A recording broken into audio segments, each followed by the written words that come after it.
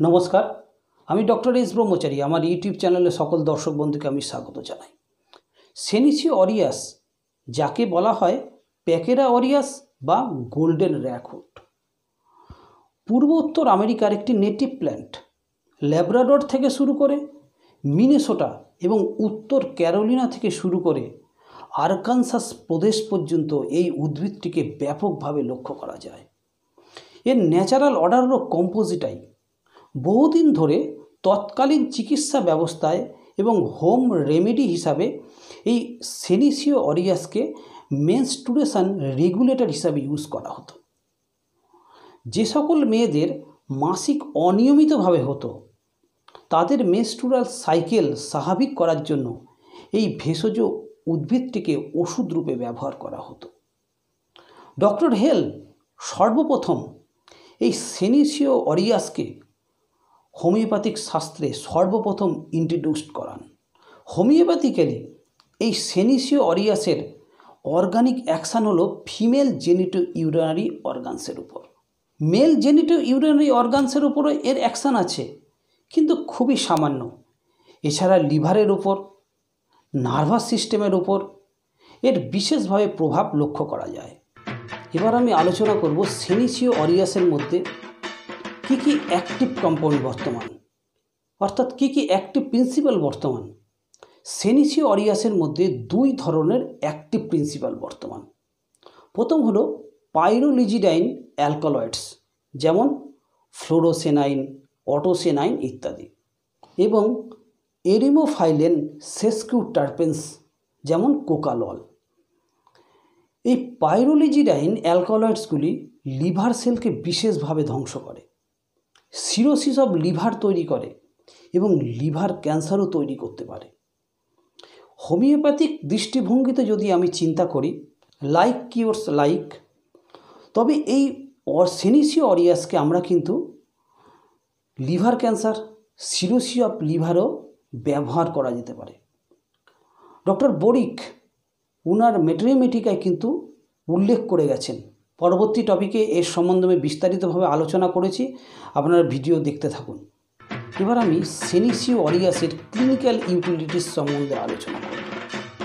প্রথম হলো functional amenorrhoea, cirrhosis of liver, dysmenorrhoea, dysuria, kidney inflammation, menstruation irregularities অর্থাৎ অনিয়মিত menstruation, prostatitis, spermatic cord inflammation এবং ইত্যাদি ইত্যাদি বহু রোগে এই সেনিসিও অরিয়াসকে ব্যবহার করা যেতে পারে।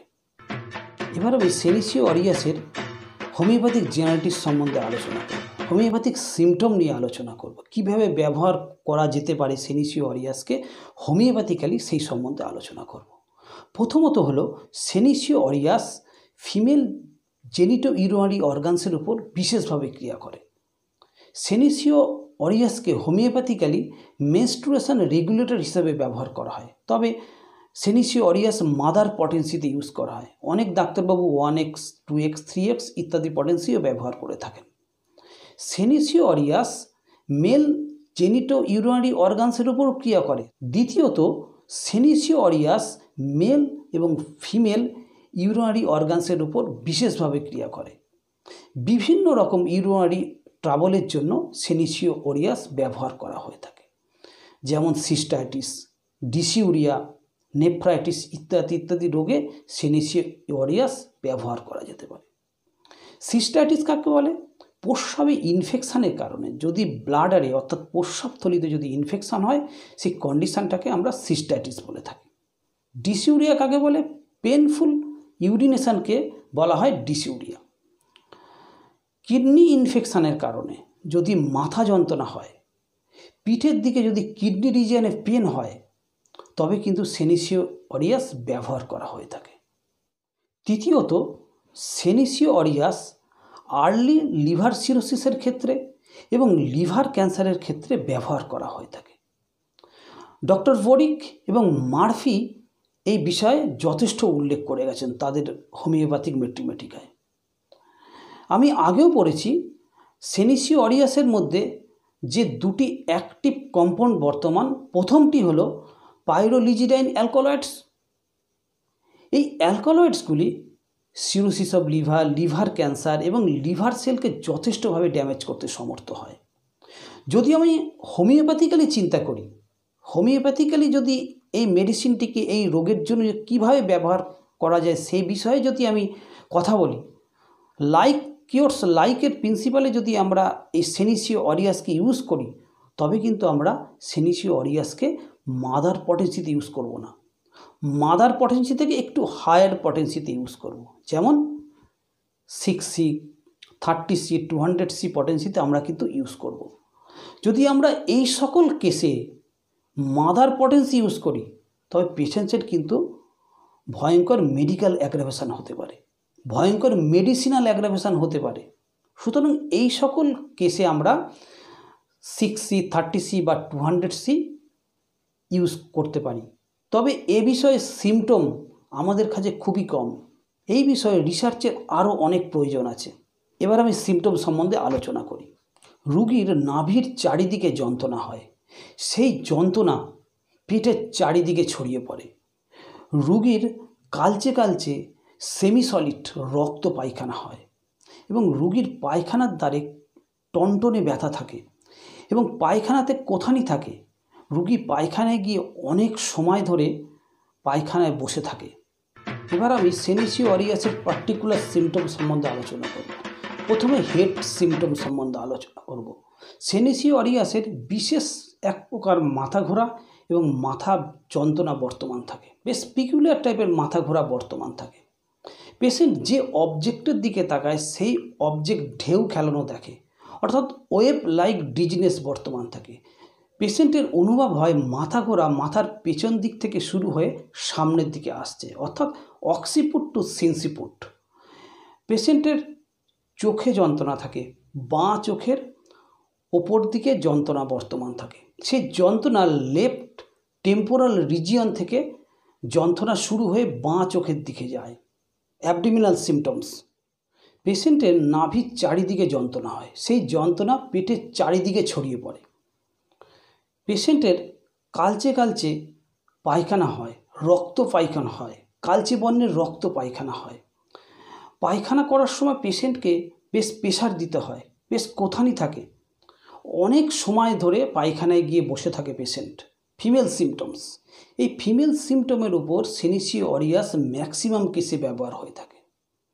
ফাংশনাল হাইপোথ্যালামিক অ্যামিনোরিয়ার ক্ষেত্রে খুব ভালো ফ্রুটফুল রেজাল্ট দেয় এই সেনিসিও অরিয়াস। এবার কথা হলো ফাংশনাল হাইপোথ্যালামিক অ্যামিনোরিয়া কাকে বলে। এটা একটা বড় চ্যাপ্টার, এর জন্য আমি একটা ভিডিও আপলোড করব পরে। আমি সংক্ষেপে 2-4টে লাইনে এই সম্বন্ধে একটা ধারণা দিয়ে দিচ্ছি। অ্যামিনোরিয়া হয় অর্থাৎ মাসিক বন্ধ হয়ে যায় অ্যানিমিয়ার কারণে, হয়তো ওয়েটের কারণে এবং ওভুলেশনের প্রবলেমের কারণে যে অ্যামিনোরিয়া হয়, সেই অ্যামিনোরিয়াকে আমরা বলে থাকি হলো ফাংশনাল হাইপোথ্যালামিক অ্যামিনোরিয়া। জাস্ট আমি সংক্ষেপে এই ব্যাপারে একটা জাস্ট ধারণা দিলাম, এই সম্বন্ধে আমি পরে ডিটেলসে ভিডিও আপলোড করব। মাসিক প্রতি মাসে দেরি করে হয়, বিশেষ একটি গুরুত্বপূর্ণ সিমটম সেনিসিও অরিয়াসের। সে বিবাহিত হতে পারে বা অবিবাহিত মেয়েদের ক্ষেত্রে বা মহিলাদের ক্ষেত্রে মাসিক প্রতি মাসে দেরিতে হয়, 4 দিন, 5 দিন, 15 দিন। সেই সকল মাসিকের ক্ষেত্রে বা সেই সকল সমস্যার ক্ষেত্রে সেনিসিও অরিয়াস খুব ভালো রেজাল্ট দেয়, এক্সেলেন্ট রেজাল্ট দেয়। সেনিসিও অরিয়াসে আরেকটি পিকুলিয়ার সিমটম হলো মাসিক হওয়ার আগে বিভিন্ন ইনফ্লামেটরি কন্ডিশান পেশেন্টের মধ্যে লক্ষ্য করা যায়। যেমন গলার ইনফ্লামেটরি কন্ডিশান, গলা ব্যথা হয়, অ্যাকুট ফ্যারিঞ্জাইটিস হয়, ব্লাডার ইনফ্লামেশান হয়, চেস্ট ইনফ্লামেশান হয়, কাশি হয়, ব্রঙ্কাইটিস হয়, প্রস্রাবে বারে বারে প্রস্রাব যায়, প্রস্রাবে ইনফেকশান হতে পারে তার, এই সকল ইত্যাদি ইত্যাদি সিমটম মাসিকের আগে হয়। মাসিক হওয়ার পর অটোমেটিক এগুলো আস্তে আস্তে রিলিফ হতে শুরু করে, এগুলো হরমোনাল ডিস্টারবেন্সের কারণে হয়। এবার আমি সেনিসিও অরিয়াসের ডোজ এবং পটেন্সি সম্বন্ধে আলোচনা করি। সেনিসিও অরিয়াস মাদার টিংচার থেকে শুরু করে 1x, 2x, 3x, 6x পর্যন্ত ইউজ করা যেতে পারে। তবে 6C, 30C 200C বা তারও উচ্চতর পটেন্সি কেস বুঝে ইউজ করা যেতে পারে। অ্যামিনোডিয়ার ক্ষেত্রে মাদার পটেন্সি বা 1x বা 3x ব্যবহার করা যেতে পারে বা 6xও ব্যবহার করা যেতে পারে। অ্যাবডোমিনাল প্রবলেমের জন্য বা হেডেকের জন্য বা কোনো নার্ভাস প্রবলেমের জন্য 6 পটেন্সি 30 পটেন্সি বা 200 পটেন্সি ইউজ করা যেতে পারে।